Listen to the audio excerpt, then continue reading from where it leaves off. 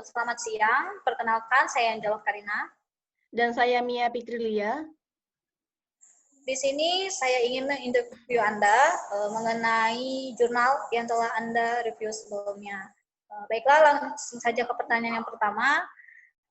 Apa judul dari jurnal yang telah Anda review itu? Judul dari jurnal yang saya review adalah Strategi Bimbingan dan Konseling Karir Bermutu pada Sekolah Menengah Kejuruan atau SMK Suhada Banjarmasin. Baik, selanjutnya jurnal Anda itu volume keberapa dan halaman berapa? Volumenya 2 volume, halamannya 123 sampai 131 halaman. Lalu tahun berapakah jurnal yang Anda review itu dikeluarkan? Tahun 2017. Selanjutnya, siapakah penulis dari jurnal tersebut? Penulis dari jurnal tersebut adalah Jarkawi J. Ahmad Rizky Ridani, Didi Susanto. Selanjutnya, pada tanggal berapakah Anda mereview jurnal tersebut? Tanggal 19 Desember 2020. Selanjutnya, apa kata kunci dari jurnal tersebut? Kata kuncinya strategi, bimbingan dan konseling, karir, mutu.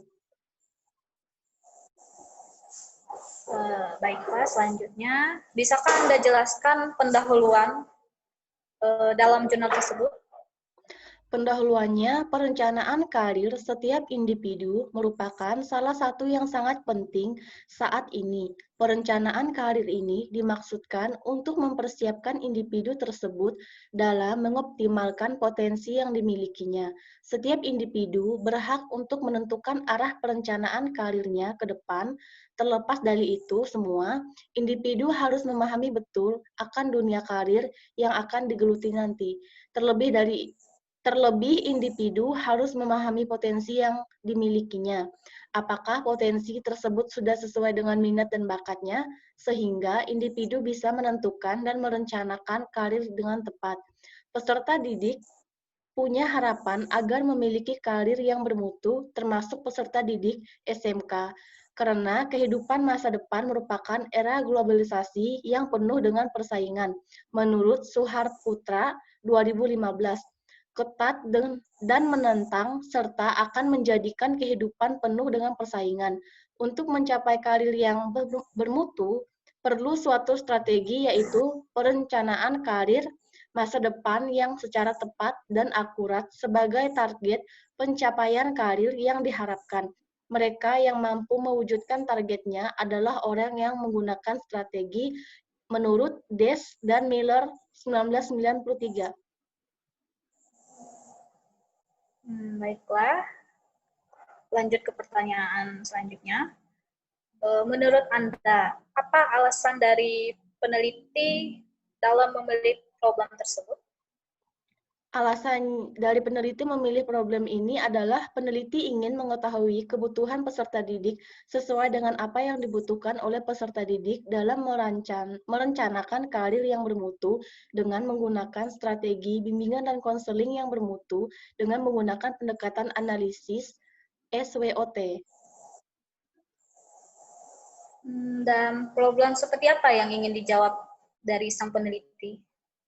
Peneliti memandang bahwa peserta didik memiliki harapan yang memiliki karir yang bermutu, termasuk peserta didik di SMK.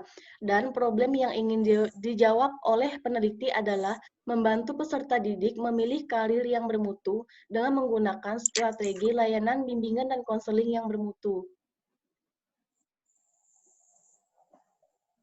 Baik, selanjutnya bisa Anda jelaskan kajian pustaka dari jurnal tersebut? Kajian pustakanya, bimbingan karir merupakan suatu aktivitas yang dilakukan guru, bimbingan dan konseling dengan tujuan menstimulasi dan memfasilitasi perkembangan karir seseorang sepanjang kehidupan, menurut Mixel dan Gibson 2011. Dalam mempersiapkan perencanaan karir yang bermutu bagi peserta didik, diperlukan strategi layanan bimbingan dan konseling karir yang berorientasi rasionalitas dengan pendekatan analisis SWOT. SWOT merupakan analisis yang ampuh untuk mengevaluasi dan merumuskan strategi dengan memaksimalkan kekuatan dan peluang, meminimalisirkan kelemahan, dan menekankan ancaman menurut Siagian 1995. Lalu, metode apa yang digunakan oleh sang peneliti? Metode yang digunakan oleh peneliti adalah studi kasus dengan pendekatan etnografi, yakni prosedur penelitian jenis kualitatif dengan teknik pengumpulan datanya adalah wawancara dan observasi. Baik, selanjutnya solusi apa yang digunakan oleh sang peneliti dalam jurnal tersebut? Solusi atau caranya adalah cara yang digunakan oleh peneliti dengan mengeksplorasikan secara mendalam strategi program layanan bimbingan dan konseling melalui perilaku 2 orang guru bimbingan dan konseling, 30 orang peserta didik, 1 kepala sekolah, dan 1 wakil kepala sekolah sebagai partisipan. Maka total partisipan adalah 32 orang. Pertanyaan selanjutnya, bisakah Anda menjelaskan kelemahan serta kelebihan dari jurnal yang Anda review tersebut? Baiklah, kelebihan jurnal tersebut adalah di mana pemaparan jurnalnya digunakan bahasa yang sederhana, mudah dipahami, serta dengan jurnal ini juga kita menjadi lebih mengetahui bagaimana strategi bimbingan dan konseling yang lebih bermutu dalam membantu peserta didik dalam menentukan karirnya kelak. Kelemahan jurnal tersebut, kekurangannya adalah di mana hasil dari peneliti kurang dipaparkan secara rinci dan terdapat banyak yang mengutip. Baik, selanjutnya bagian atau apa sisi menarik dari jurnal tersebut? Bagian yang menarik dari jurnal tersebut adalah karena berfokus pada bagaimana pelaksanaan bimbingan dan konseling karir serta analisis Strength, Weakness, Opportunity, Threat atau SWOT pada pelaksanaan bimbingan dan konseling karir serta strategi yang dilakukan Sekolah Menengah Kejuruan atau SMK Suhada Banjarmasin, di mana dengan strategi ini dapat menjadi referensi bagi konselor sekolah lain dalam memberikan layanan bimbingan dan konseling karir. Baiklah, bisakah Anda simpulkan hasil dari review Anda tadi?